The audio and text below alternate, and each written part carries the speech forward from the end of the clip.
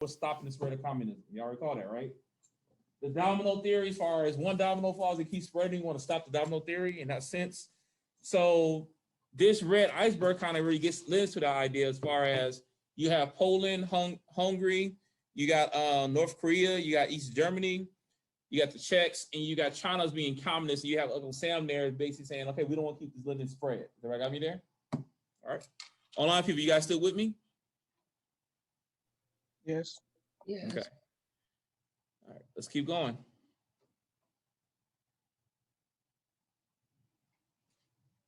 So welcome to the 50s, a decade set apart from all others.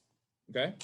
Talk about some of the major things that happened. We talk about here Standard 21, where we'll make sure that you guys can explain the economic growth and its impacts on the United States from basically the end of World War II to the 1970s. Right now we focus on the 1950s. All right, I just want to read about Dwight Eisenhower real quick, please.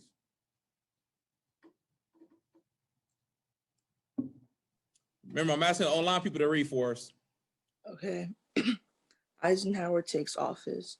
Dwight D. Eisenhower, elected president in 1952, inherited the turmoil of the Cold War from Truman. Okay. So you had FDR, who was a 4-term president. He's the only president ever had 4 terms. And then you have Harry Truman takes over for him after he gets sick. And then you have Eisenhower, who was elected president in 1952. He basically incorporates, or he inherits everything that's going on during the Cold War at the end of Truman's time. Is everybody with me so far? You guys still with me? Yes. Yes. So every slide, let me get an online person to read for me. So go ahead. Talk about Sputnik. Cold War blasts into space. October 1957, USSR launches the Sputnik 1 satellite into space. It's the official start of the space race. All right. So the official start of the space race happened in 1957 with Sputnik 1. Now, unlike a lot of satellites today where we can't necessarily see the satellites, Sputnik 1 you can see because it's pretty low in orbit. And the whole idea is that we're afraid of the Russians spying on us. Everybody got me on that? And we want to be the first. We don't want the Russians to beat us to anything. And this is really the start of the space race. Make sure you guys know Sputnik 1 because that's a huge one, okay? Next up is going to be NASA. Go ahead, someone go start us off on this one. President Eisenhower supported the National Defense Education Act, a billion-dollar program intended to produce more scientists and teachers of science. Congress created NASA, National Aeronautics and Space Administration. So under the President Eisenhower's watch is when we have the creation of NASA, which we evolved. I mean, we got shirts from NASA walking around right now. So this is when it really kind of started back in the 1950s. Also, we are getting more of a push to actually have more people go into education as far as trying to become scientists and teachers of science, because we want to be able to beat the Russians. Everybody got me on that? One movie that you guys can watch for the extra credit is going to be Hidden Figures. Anybody ever watched that before? It's pretty good because it talks about the space race. It's good. Yes. Yeah, it literally is focused only on the space race, and also gets to the fact of like different young ladies. I forgot the names right now. It just slips my mind. Katherine Johnson, Johnson, and others, and how they use science to help really push the space race. Everybody got me on that? So that's another movie you guys can watch. Another one you guys can watch, I think, is Apollo 13. There's other movies you guys can watch as well that still deals with the same material. All right, so y'all remember fish? Go ahead and take a couple minutes and fish this picture in your notes. We'll talk about it in a second. Go ahead, you can zoom in on your phones or your tablets. I'm gonna zoom in a little bit on this one on the screen, but go ahead and fish this picture. Remember, fish. F is facts, I is emphasis, S is support, and H is when you make a title. Does everybody got me on that? So go ahead and practice fishing this picture out right here.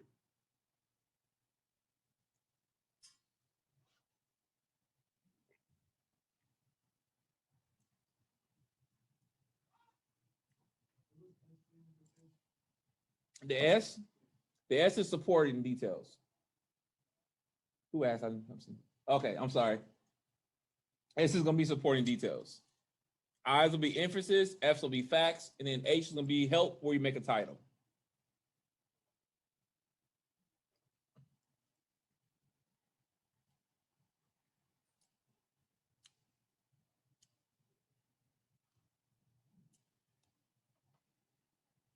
Appreciate y'all.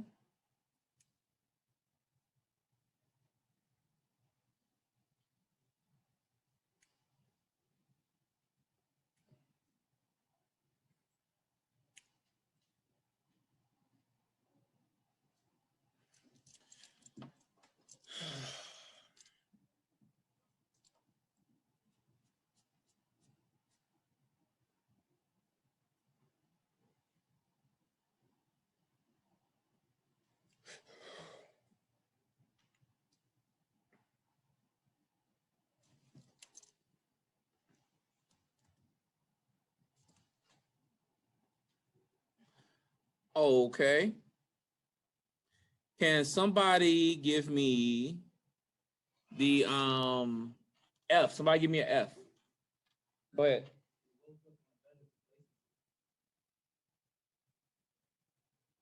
Okay. He woke up on a bed of complacency. Anybody else? Anybody got an F? What's on? That's a fact. What's up? His The guy is Uncle Sam. That would be more of an inference. Because the fact would be it's a guy. The inference is gonna be his Uncle Sam. You see what I'm saying? Does everybody follow? So like what Daniel, right?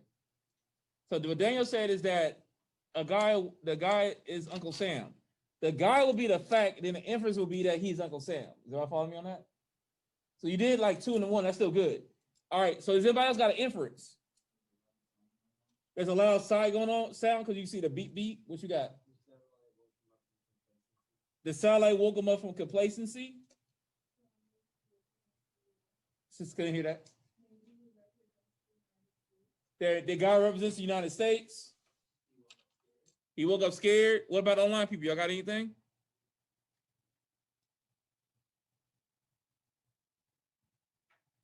Are we on I or F? We're basically on F and I. We on F and I right now. Oh, Okay. All right. Next up we got is gonna be S. What are some supporting details? Anybody? Supporting details.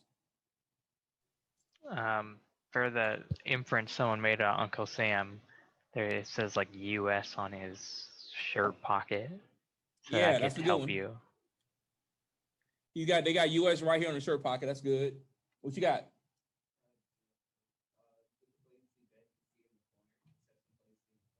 Yep. Yeah, you can see his eyes, his face, kind of like he's scared, right? All right, so what y'all got for H for help? Help is gonna be a title. What would you title this?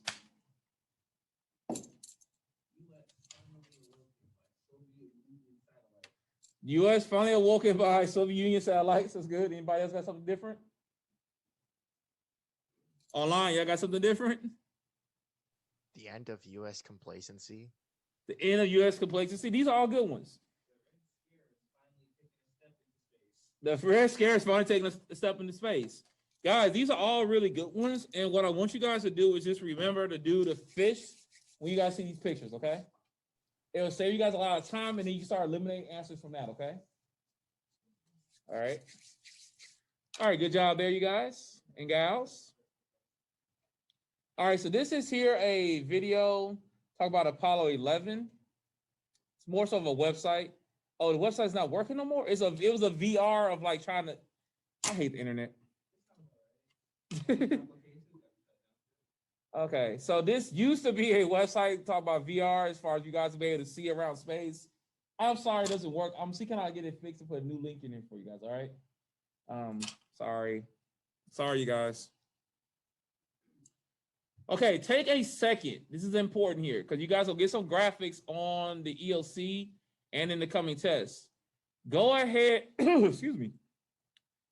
Analyze this graphic real quick, okay, everybody? Everybody analyze this graphic real quick. Take a second, analyze the graphic. What are you guys noticing on the X, Y axis?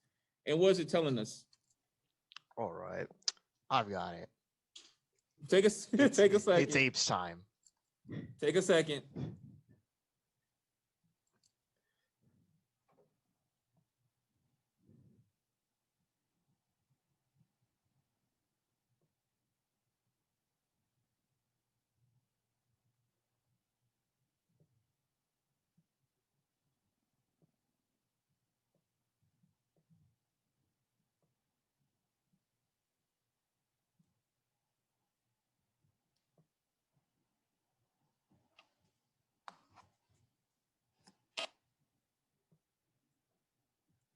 All right. What are some things you guys can interpret from this graphic? Okay. What you can interpret from this graphic.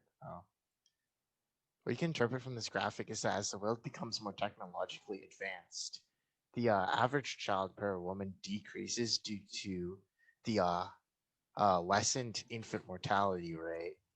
So women don't need to have more children because their children aren't dying as fast, and they also Okay. don't need the child labor because older years they would need the child labor for farms, but with industrial agriculture they do not need the children for farms. Okay. It's a good one. What you got, Cook?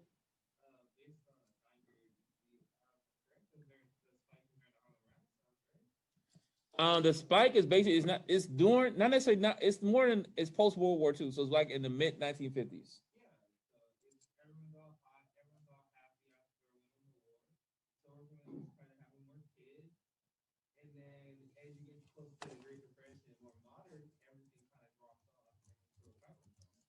Okay. Okay. Anybody else got anything? Now this was known. What was this time? What is this big birth rate increase? It's called a baby boom. So this is the baby boom right here, and you see a sharp decrease, and you guys see an increase right before the Great Recession of 2008. Is there? I got me on that? Well, not a sharp increase, but like you see it going up a little bit. All right. Another reason you could say this happened too, as far as the decrease, you have more women getting jobs too. They get formal education. You know, they're going into the workforce. They're not just necessarily stay-at-home moms no more. So these are all factors that really led to this. And this is just a more specific of saying things that happened. So you see, this was the Great Depression. We had the low number, the baby boom with things after post-World War II. You had the 1973 oil crisis. Now that's important because you talk about, we use oil for a lot. Is that got me on that? And then you also see the Great Recession. So what you really can see here by looking at the birth rates, it tells you when things are doing good, when things are going bad. When things are bad, it's less people having kids because they're uncertain what the future is going to look like. When things are doing good, they have a lot more kids. Do I follow me on that? Because they look brighter, more job security, things of that nature. Does everybody follow me there? Yes. Okay.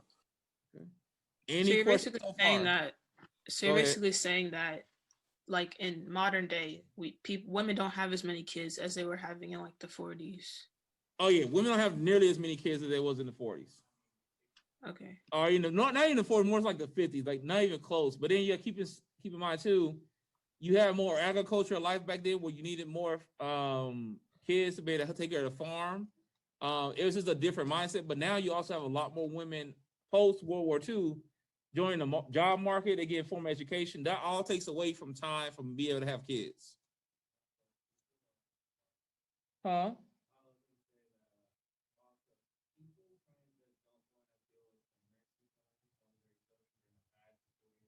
It's a good point. Good point. Okay. So make sure you guys keep in mind these graphs because y'all will see these coming up on tests, okay?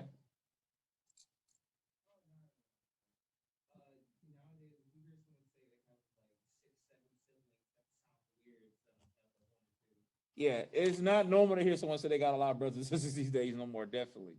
Speaking about a lot of brothers and sisters, let me get one of you guys go ahead and start reading about the baby boom. Soldiers returning from World War II come home and have a lot of babies. At the peak of the baby boom, 4.3 million babies are born in a year, one every 7 seconds. With rapid population growth comes changes in the structure of society. Pretty straightforward, right? Okay. And keep in mind, the baby boomers, there's a lot of them. Technology's better. They're still living longer than they even did back then. And also, they're still the main ones that's really control a lot of the different institutions of our country.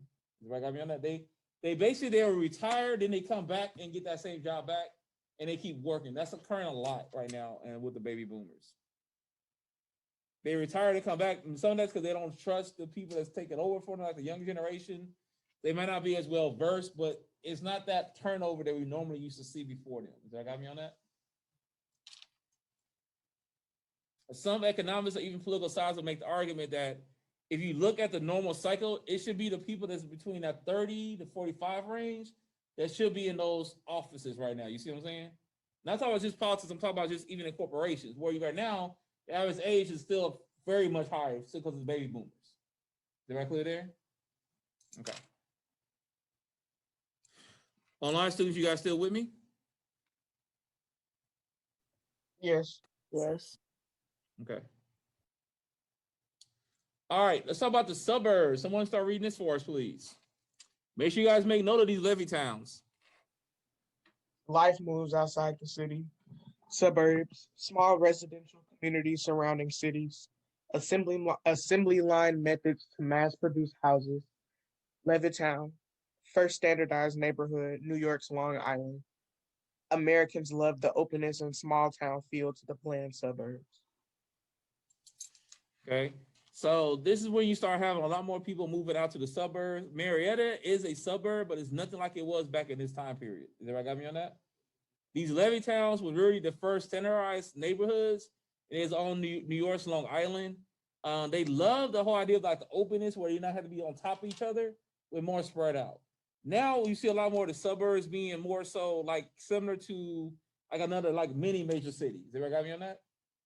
It's not as much space, but it's a little bit. For example, Marietta got a little bit more space than Atlanta, but it's not by a whole lot.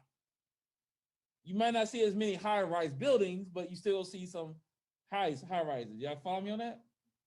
And not to mention that now you also had, you remember in the 1950s, this is about the start of the civil rights movement too. Y'all got me on that? This is a time period where you had something that was called white flight, where you had a lot of individuals moving out of the cities into the suburbs to get away from a lot of turmoil that's going on in the city. Is that right, follow? You almost have a reverse of that now as far as people moving back into the city, because like you see like Atlanta is becoming like a mini Hollywood. You have a lot more industry going into the city of Atlanta now. So I got me on that? Is that right, follow? Okay. All right, any questions yet?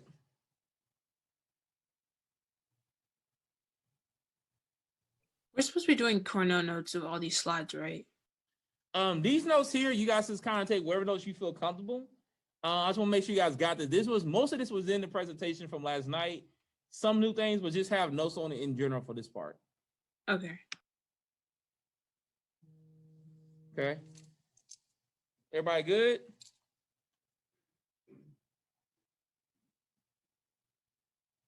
Is everybody good? Okay. Yes.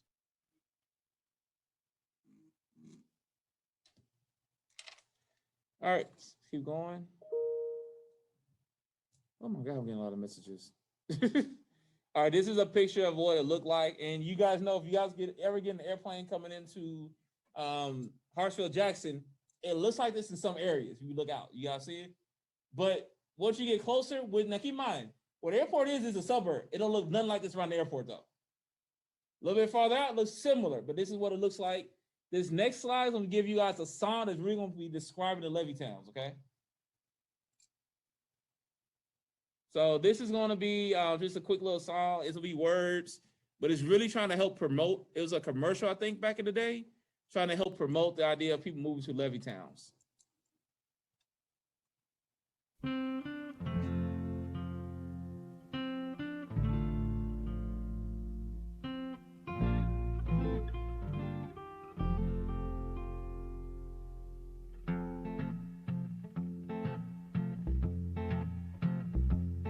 Little boxes on the hillside, little boxes made of ticky-tacky, little boxes on the hillside, little boxes all the same. There's a pink one and a green one and a blue one and a yellow one, and they're all made out of ticky-tacky and they all look just the same. And the people in the houses all went to the university where they were put in boxes and they came out all the same. And there's doctors and lawyers and business executives, and they're all made out of ticky-tacky and they all look just the same.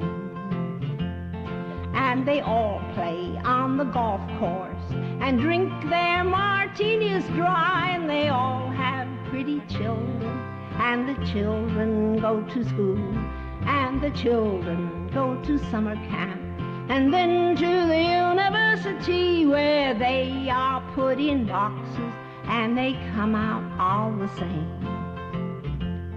And the boys go into business and marry and raise a family in boxes made of ticky-tacky, and they all look just the same.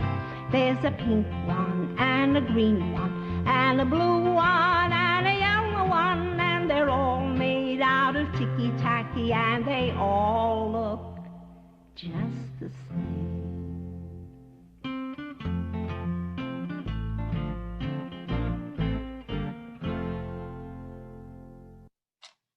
Welcome to the 1950s. All right, talk about the little boxes. The next big thing is going to be the Interstate Highway Act of 1956. All right, let me get one of you guys to read this slide for us, please. Interstate Highway System.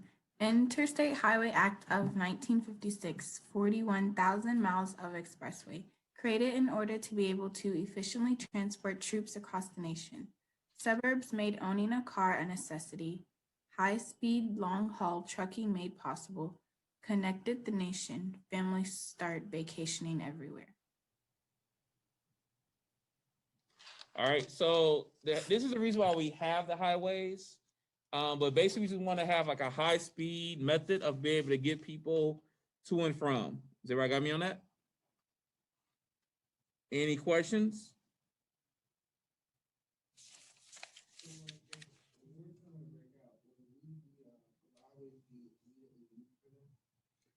They really already are if you think about it, but yes, they will be definitely. They will be very much put into play, and it's still the way we use when ask any truck driver the importance of the highway, they'll tell you that it allows them to get a lot of their work done. We kind of take it for granted if we don't really we're not like a truck driver, but still very much put in play. And the reason that this is all the Eisenhower. The reason he did this because he went over to Germany and visited what they were doing there. Their highway system was so advanced, he wanted to make sure ours was similar. So I got me on that. And we really underestimate and underappreciate the Germans because they lost the war, but they wouldn't have lost that war if they didn't try to go into Russia in the winter. They were that close to winning. Does anybody got me on that? That one mistake trying to go in and underestimating a Russian winter is the only reason the Germans didn't win, because they had better technology, better scientists. They were ready to win that war. One mistake is all it takes, though. Is everybody good on the Highway Acts? Huh? They were beating everybody. They tried to go in and take Russia, but again, Russian winners are crazy.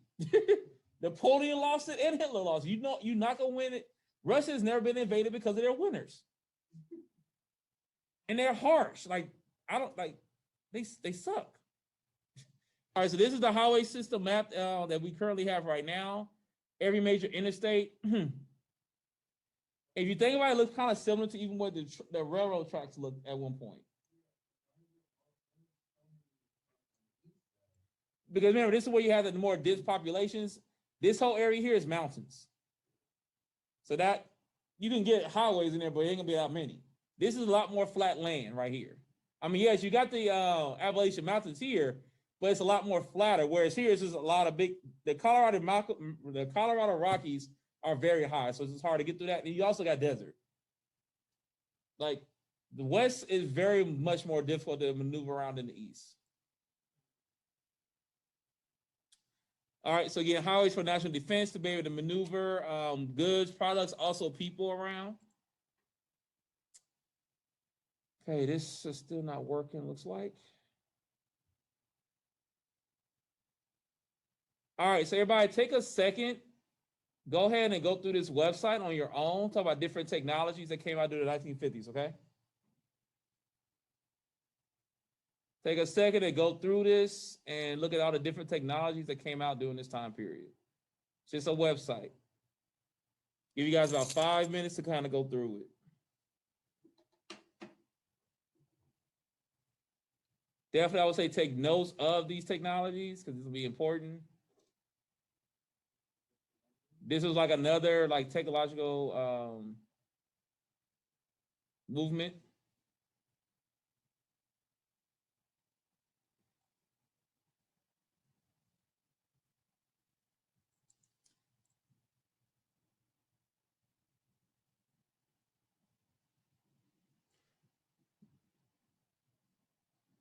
This is being recorded, you guys, so y'all can go back and watch it too. Reviewing the 1950s.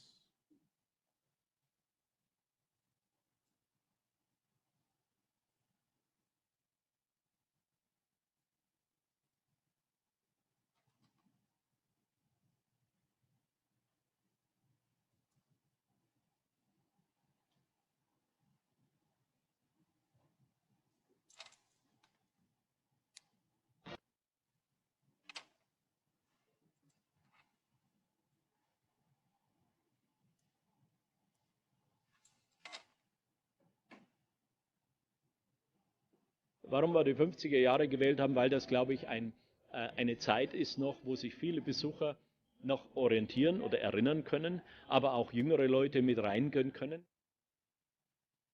Okay, I know he's speaking German. My bad, y'all.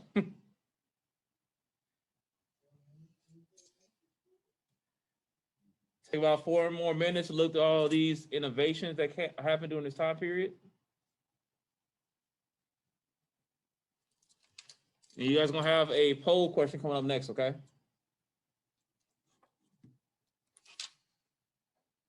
You're gonna try to rank them.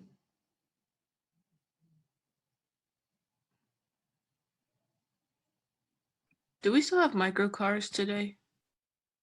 I don't know.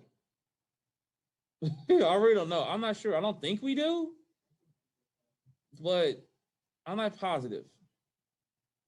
I'm gonna look that up, okay?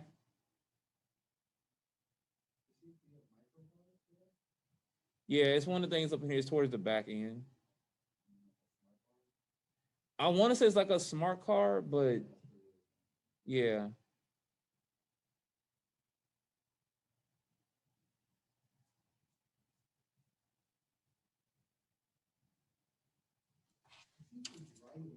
All right, 2 more minutes.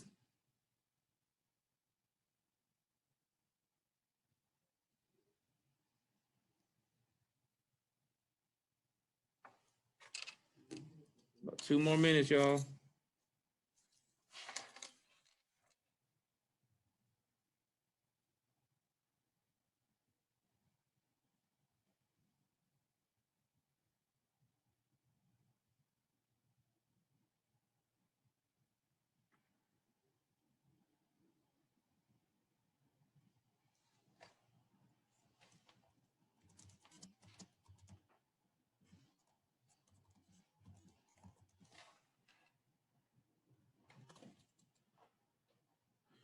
You guys ready to move on? Y'all still want the next like another minute and a half? Hold on, y'all ready to go ahead and move on? Yeah. Yeah. Yeah. Okay.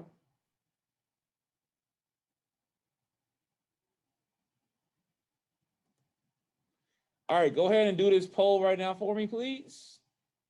Which event should have more of an impact during the 1950s? Go ahead and like the most important. You guys can select more than one, but kind of rank it from like most important to the least. What do you think is the most important? If you guys put it in the Nearpod.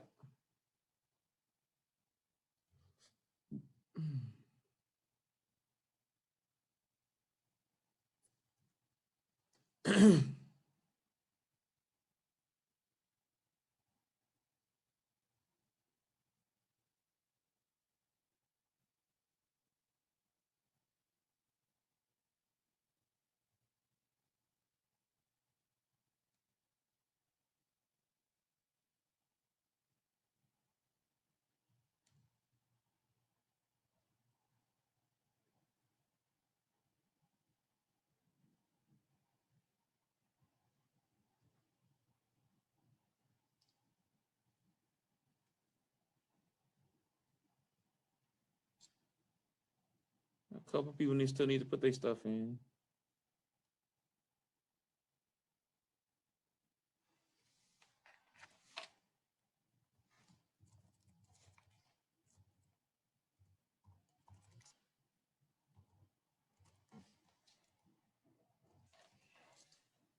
All right, y'all tell me what was the most impactful? Refrigerator, what came in second? TV. Then third would be what? Air conditioning. That's a huge one, right? Imagine living in the desert Southwest or out here in the summertime without air conditioning. This is imagine. Even on a not so hot day, but just humidity at night.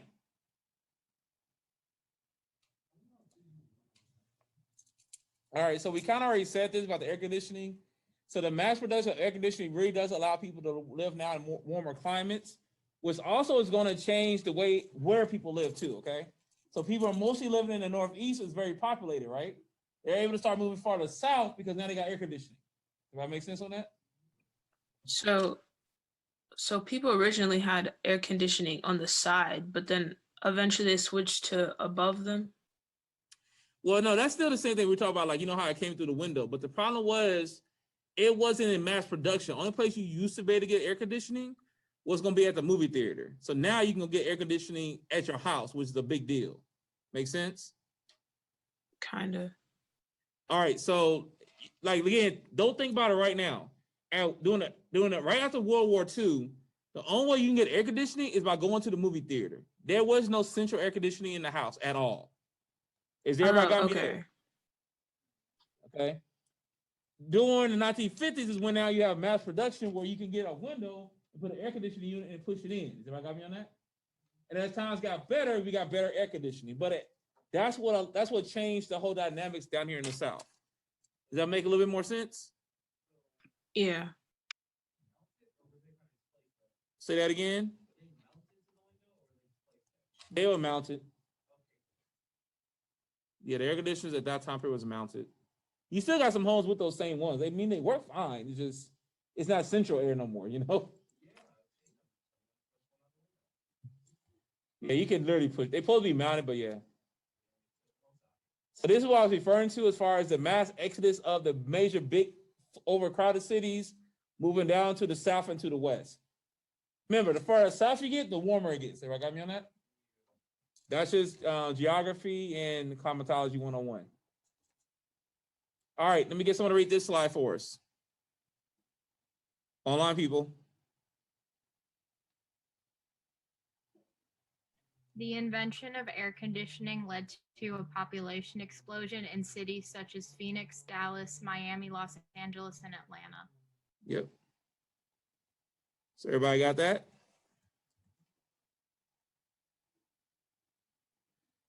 Any questions so far? Okay. All right, next one, talk about the TV. Let me get one of my online people to pick us up here.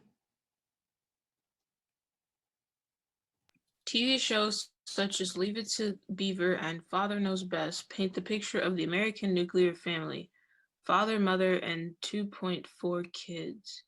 Network's newscasts become standard in American homes. Rock and roll grows in popularity thanks to the images seen on television, like Elvis Presley. Mm-hmm. So somebody give me like a summary. What is this really telling us right here? Say that again.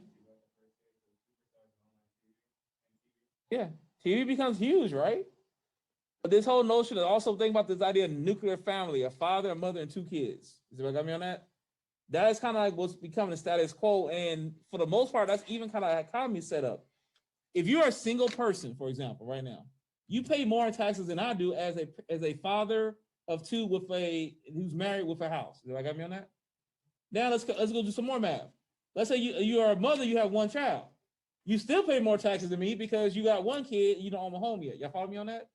So the economy is still set up in a sense to where it's based off this idea of a nuclear family. I am not telling people to go have kids and get married. I'm just telling you how the economy is set up as far as taxes. Does everybody got me on that? Yeah. All right. So basically, in order to have good taxes, you just need to have children. In theory, the more kids you have, the less you pay. Now, keep on, I'm talking about the end of the year taxes. You still paying throughout the whole year. But in theory, you typically come out a little bit better on the end of year taxes than others that a single person would do. Okay. And yeah, I say typically because it's not always perfectly like that.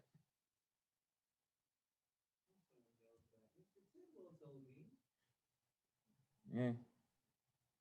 Okay.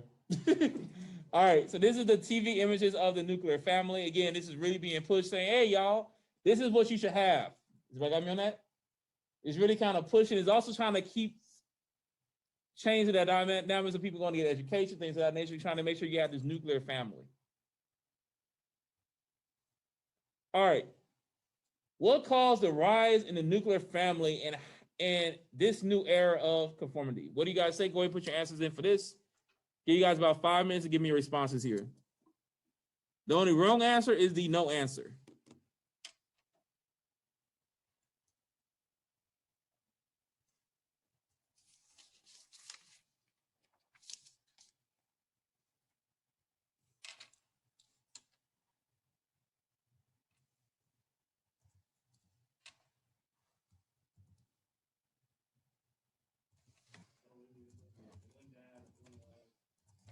Mother, father, and about 2.4 kids, like 2.5 kids.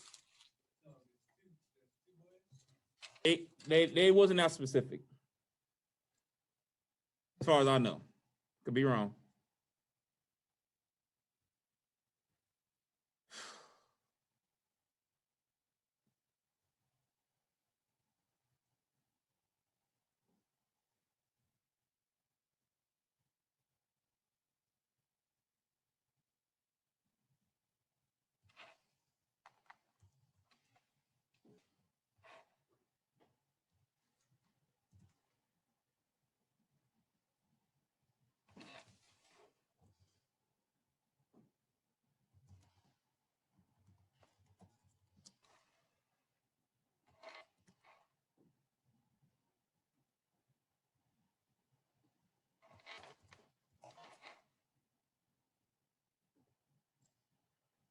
Let's get up to about 80%, you guys.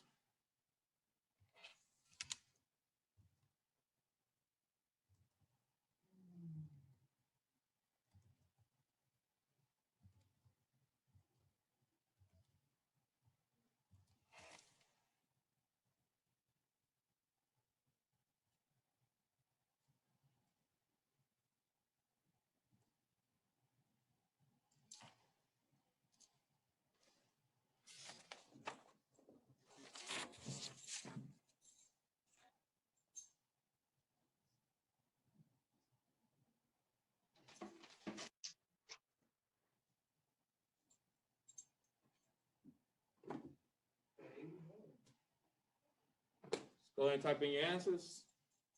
All right, so take another couple of more seconds. Hit that enter key.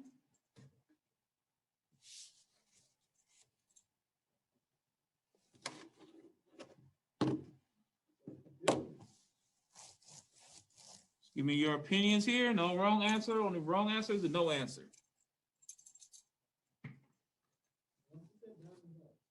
Huh? Why y'all say what?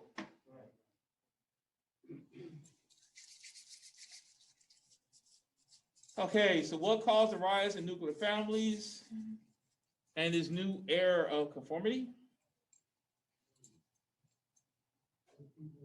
I like this one here. Images were seen on TV that displayed the ideal of the perfect family.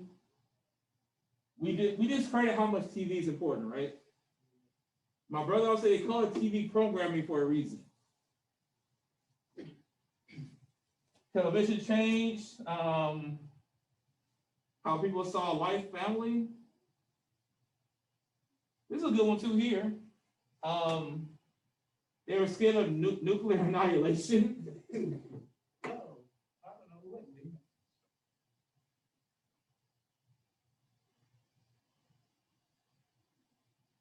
The rise of television and mass media, as well as the baby boom post World War II, these are all definitely factors. So good job here, you guys. All right, let me get someone to read this one. The Cold War State of Mind. Online people, go ahead. Cold War state of mind. Attempt to be better than Russia. Stay-at-home mom. An attempt to be better than Russia. America had stay-at-home moms, kitchen wars, consumerism. And then there was also the duck and cover drills and bomb shelters, due to the fear of bombing. Yeah, I mean, this is because Strong families. strong families equals strong communities. So in other words, let's make sure our Americans, you really kind of push this through the media, as far as you want to have a strong community, a strong nation, we need to have families. You got me on that? You also want to make sure it was a very scary time. We had a lot of duck and cover drills. We talked about that yesterday, bomb shelters, things of that nature. Also just the war against communists. We don't want communists to spread, okay? McCarthy and all that kind of made things worse. So remember the things we talked about that with that yesterday as well.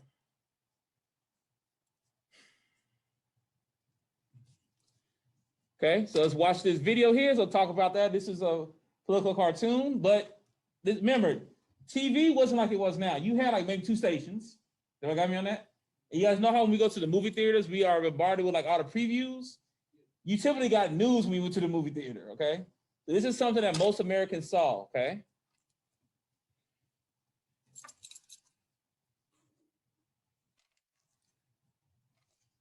Bert the Turtle.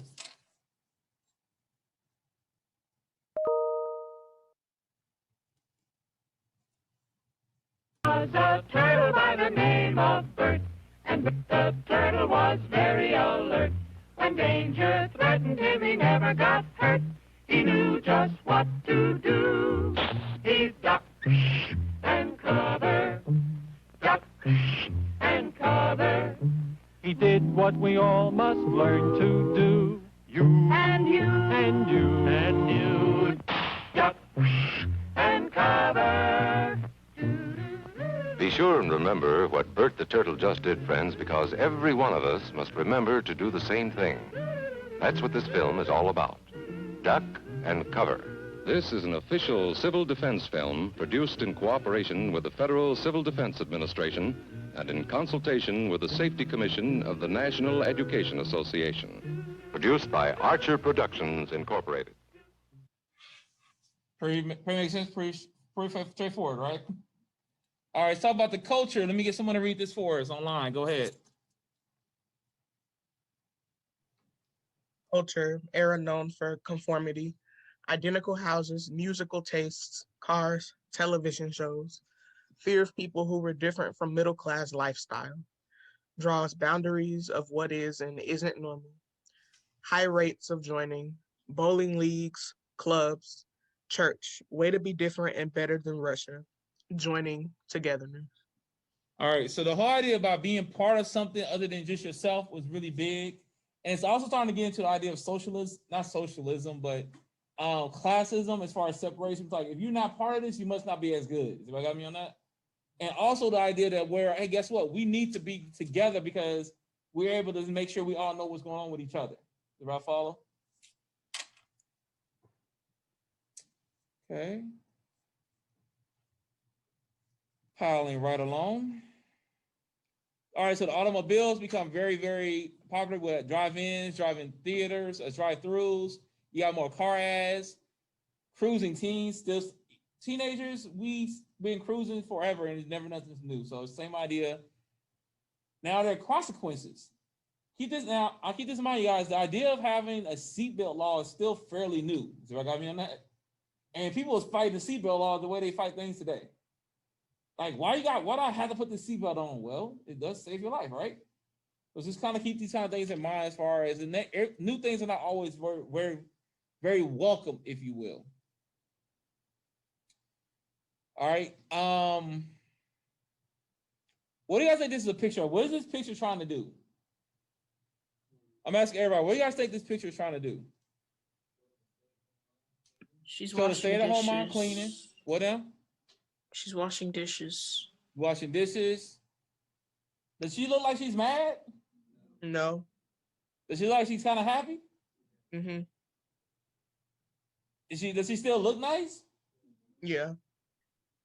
So it's trying to portray a certain image. Is everybody got me on that one? She looks mad on the inside. It's almost like they're trying to say you should be a housewife.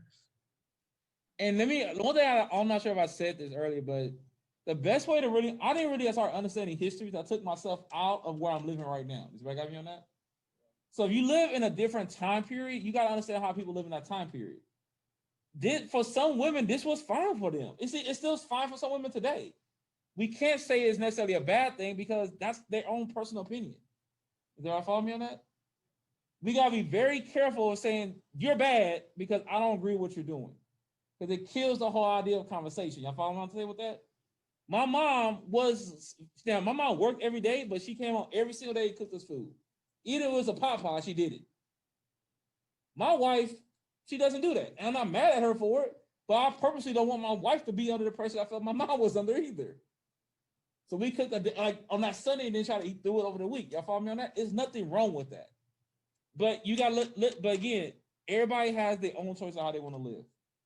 I just don't want you guys to start saying, oh, this is bad. Well, you don't know how she's feeling. She might be happy with this. Everybody got their own gumbo. Yeah, everybody follow me with that? Okay.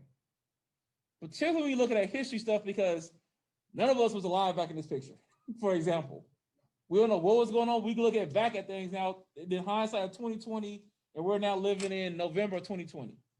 That was a good one, huh? Hindsight's 2020, living in November 2020. Oh, y'all missed it. All right, mass media becomes very important. Comic books, music, movies, television. Again, you got the drive-in theater, Archie as far as the comic books. What show is this right here? Anybody know? I Love Lucy, yeah. Okay. All right, go ahead and do this memory test, you guys. Go ahead and do the memory test. See how you guys do.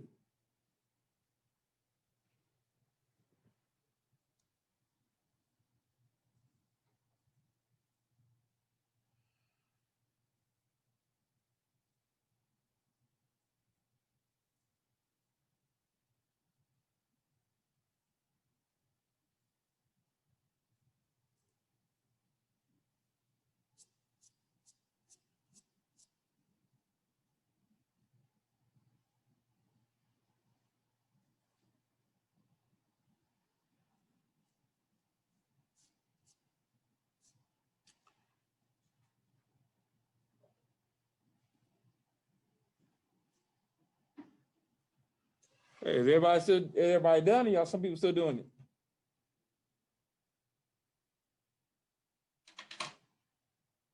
So what do you guys think I'll make you guys do memory tests?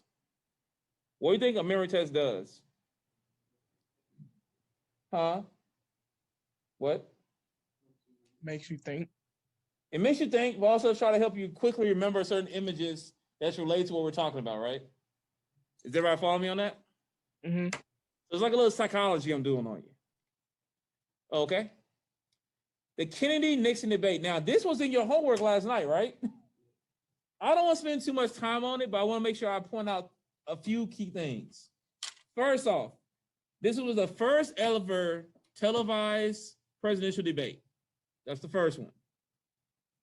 Secondly, depending on the medium you watched this on or heard it on, depends on who you think who's won. For example, if you were listening to the debate on the radio, you probably thought Nixon won. But if you watched it on TV, you thought Kennedy won. Does everybody got me on that? You also saw a pretty stark age difference, and I kind of spoke to that last night in the homework, right? You had Kennedy, who used makeup and looked a lot younger, where you had Nixon, who did not use makeup and looked a lot older. Does everybody got me on that? So now we have the 19th Amendment being passed where you have women voting. So now you're able to see people the first time on TV, and people just start voting based off who looks better. And in this case here, Kennedy looked better. Is everybody follow me on that? Those are some key things you want to make sure you guys got out of this, but this is the first one ever in U.S. history being put on TV. That was huge. Going back to the importance of the TV. And then after this, you also have now the movement to the civil rights movement. We're about to move into that for your homework tonight. Talk about that in a little bit. But in this case here, the big thing about the civil rights movement is that it's still occurring through the Cold War. Does everybody follow me on that? We are still fighting this idea of communism. But the whole world is seeing what's going on in the United States during the civil rights movement. So the United States becomes under scrutiny because it's contradictory, because you talk about what's going on in communism. Look what's going on in your southern states, though. Y'all follow me on that one? So not only was other Americans able to see what's going on, but the whole world was able to see these kind of images. Does everybody follow?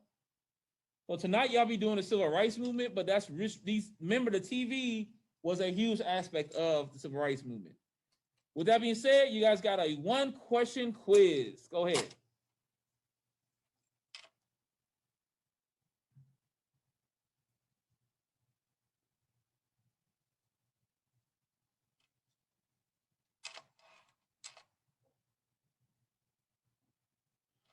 One question quiz. Go ahead, you guys.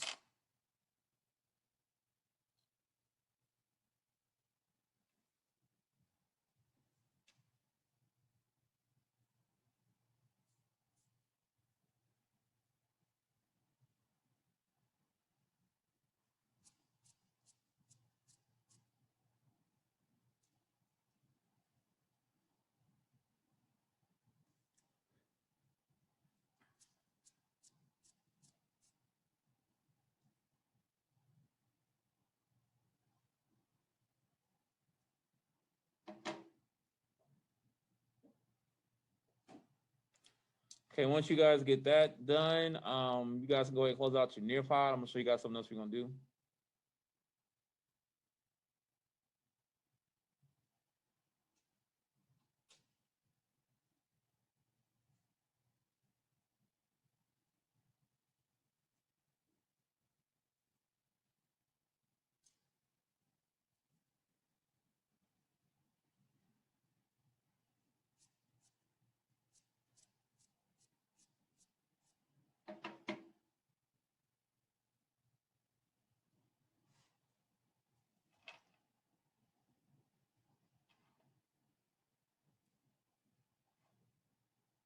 Therefore, propaganda is vastly. Okay, we're gonna watch 2 videos. You guys gonna do 3, 2, 1s on them, okay? Okay. Everybody got me on that? On that same paper you guys are writing on? 3, 2, 1s on 2 videos. The first ones will be called How to Spot a Communist.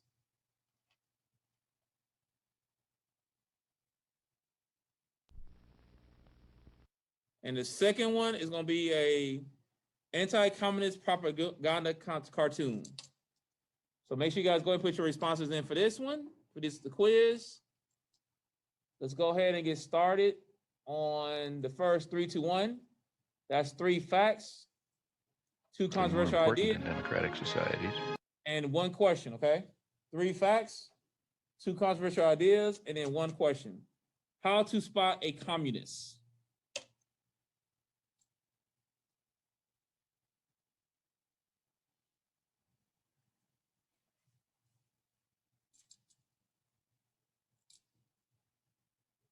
All right, let's get started.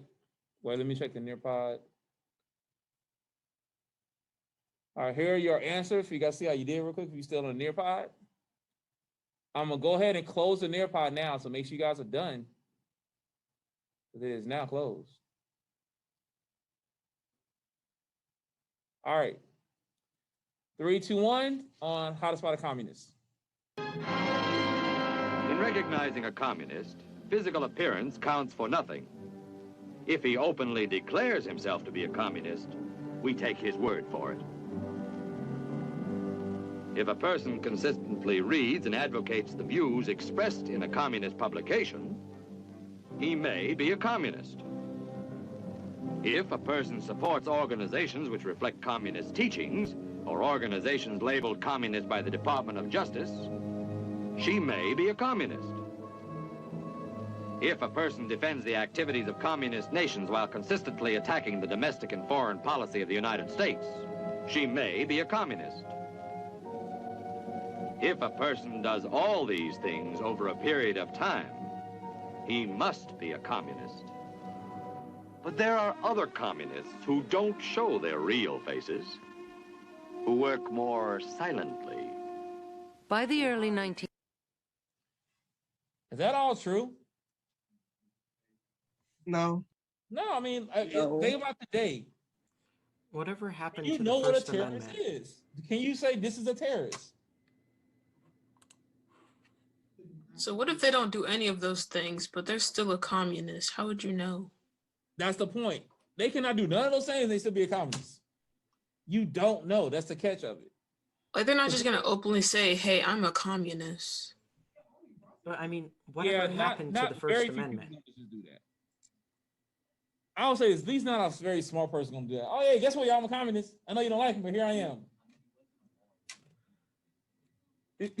That's true too. What up? My name's Karl Marx.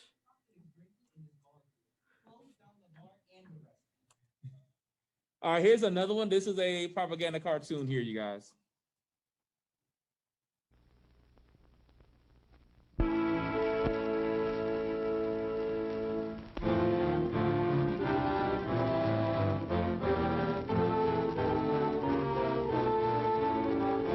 Reach one, read back.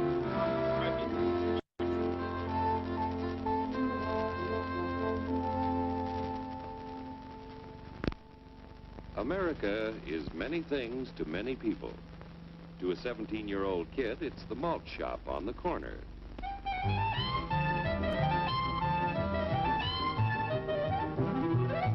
To Grandpa, it's the front porch in the cool of the evening. To Mother and her family, it's church on Sunday morning. And to Dad, it's his favorite relaxation.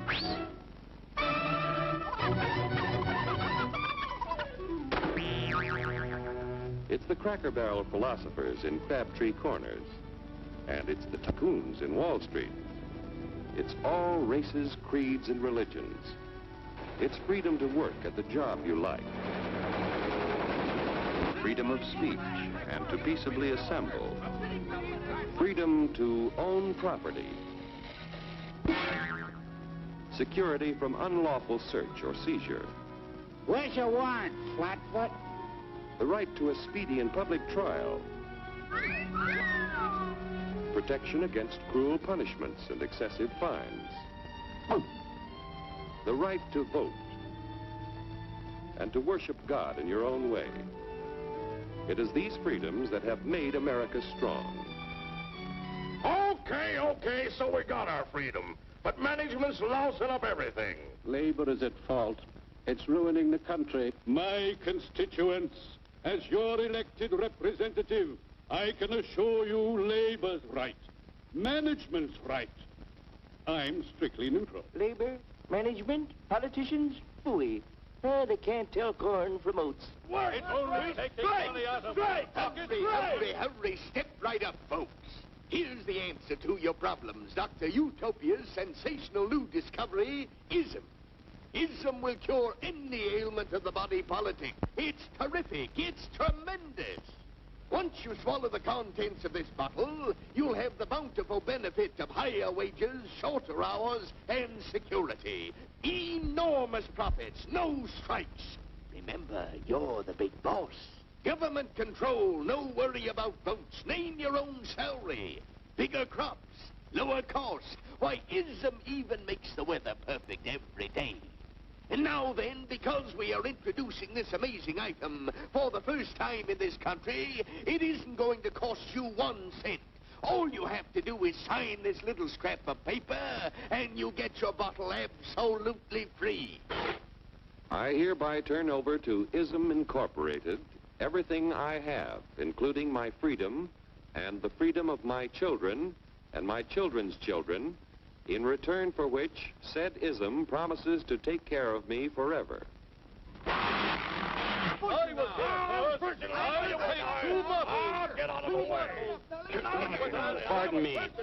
Pardon me.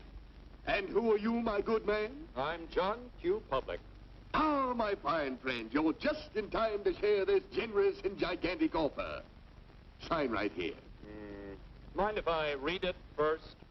Hurry up, Keep your shirts on, boys. Including my freedom. Freedom? Well, sign away my freedom. Why, this is ridiculous. Don't be corny, brother. Sure, our system of free enterprise isn't perfect. But before we throw it away for some imported double talk, let's turn the clock back a few years to see what it's done for us. For example, You guys think back in the 1890s, Joe Dopes was just a guy who liked to tinker around his barn. Some people thought Joe was lazy. Some even thought he was nuts. But one day, he had an idea. And because he was free to dream his dream and tinker, Joe had a chance to make something of himself and his idea. So,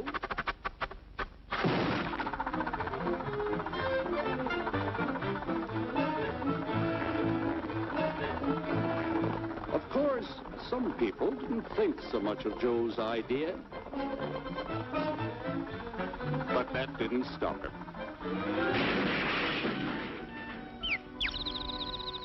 So Joe got some money from young Aunt Minnie and Uncle Angus and Grandpappy and Mr. Titus. When Joe's friends and relatives used their savings to help him buy tools and property, they were capitalists. Don't blush, folks. It's nothing to be ashamed of. Now, naturally, Joe needed some help. So he hired Willie Lumpkin, who was out of work anyway, and before long, Willie had the know-how and became skilled labor. Because capital, management, and labor worked together, Joe's idea grew. It grew and did things even he never dreamed of. Today, the automobile industry provides millions of jobs that never existed before. And remember, this is a story of only one industry. There are thousands more scattered all over the United States whose history of development is pretty much the same. We've built a country under the American system that sends more young people to high school and college than all the rest of the world combined. Why, even in the Depression, our wages bought more food, clothing, travel, and entertainment than the wages of any other people in the world. Our country has a national income equal to the total national incomes of any other 6 nations in the world. With only 7% of the Earth's people, we drive 70% of the world's automobiles. That's just a sample of the things the capitalistic system has given us in only 160 years. Before signing up, you boys ought to try a little taste of Dr. Ism's formula to see what you'd get in exchange for your freedom. Go ahead, try it.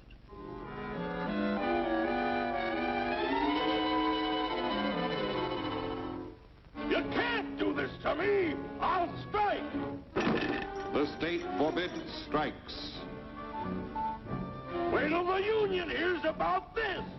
Ah, yes, the union. Welcome to our ranks, number 1313. I'll take this case to the Supreme Court. The state is the Supreme Court. Our decision is as follows. No more private property. No more you. The farm vote will put a stop to this. Farmers don't vote anymore. What'll they do for seed next year? You won't have to worry about next year. The state will do your planning from now on. We must fight to regain our freedom, or everything is lost. Everything. Everything is fine. Everything is fine. Everything is fine. Everything is fine. Everything is fine. When anybody preaches disunity, tries to pit one of us against the other through class warfare, race hatred, or religious intolerance, you know that person seeks to rob us of our freedom and destroy our very lives. And we know what to do about it. And now, gentlemen, no violence, please. All right, you guys kind of get the point what's going to happen, right? All right, so again, this was aired during the 1950s, during the height of communism, and the whole idea was to show the other side of communism. Is everybody got me on that? It had its own slant, but again, this was played very popularly over television all the time. All right, you guys, so you guys got those notes. Hopefully that helps everybody out. Now, let me show you guys what you guys got to do for tonight, okay? People that's in class, go ahead and start packing up. So make sure you guys just listen to what you got to do. Everything's gonna be in CTLS for you though. All right. Let's go to the class. Let's go in class. Same thing for everybody. All right. First off, go ahead to the digital sessions. If you missed the Unit 5 exam, you have until tonight to complete it. Click right here where it says Unit 5 tests. Go to lesson assignments. The Unit 5 exam is right here. Yesterday at third block, one of my coworkers made this Microsoft form. Just use that to fill in your answers. And here's the test. Is everybody got me on that? If you did not take the test, that's how you guys need to do that. Moving right along. All the work that was due last night, I gave you guys an extension to tonight at 11:59. So make sure you guys get that work done, which is a Cold War. So that means for people that was in class, you guys had the tic-tac-toe notes. And you're also supposed to do the Cuba and JFK Cornell notes. Honor students, y'all are expected to get Cornell notes done. My college prep students, as long as they get them done, they get credit. But honor students, y'all are expected to have Cornell notes, okay? All right, let's move on. So you guys got a couple things coming up now over the next 24 hours. First, go to today's session. Or the lesson assignments. All right, first off, tomorrow there's going to be an extra credit viewing for anybody that got above 70%. Come tomorrow doing third block to watch Detroit and complete these film questions. Everybody got me on that? Anybody above 70% is extra credit. If you got below 70%, it's mandatory for you to come as part of your academic probation with me to get your grade up. Does everybody follow me there? So tomorrow doing third block, so that's going to be about 2.5 hour movie. Starts at 11:36. It is not a documentary. It's literally a movie. Does everybody got me on that? By Thursday, I'm gonna fix this due date. I'm sorry for missing it on this one. Will be due Thursday by 11:59. You guys need to watch this movie here, talking about this documentary, talk about Truman to Ford, and answer these complete film courses. It's about 45 minutes, okay? Then the last thing you guys need to do, this is due tomorrow by 11:59, is continue your notes, but now we're doing the modern civil rights movement. Everybody got me on that? So again, you click on here. These are the notes. They come open. These ones you already did, Cuba and the Cold War. Now you're moving over to the modern civil rights movement. You're answering these. I think it's like 18 questions. You guys gonna answer these 18 questions on the civil rights movement based off of the video that I have right here for you. Has everybody got me on that? That's going to be due tomorrow by 11:59. Is everybody clear?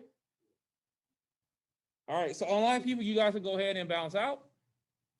That is your homework. Good job today overall. And let's go ahead and clean up and get out of here.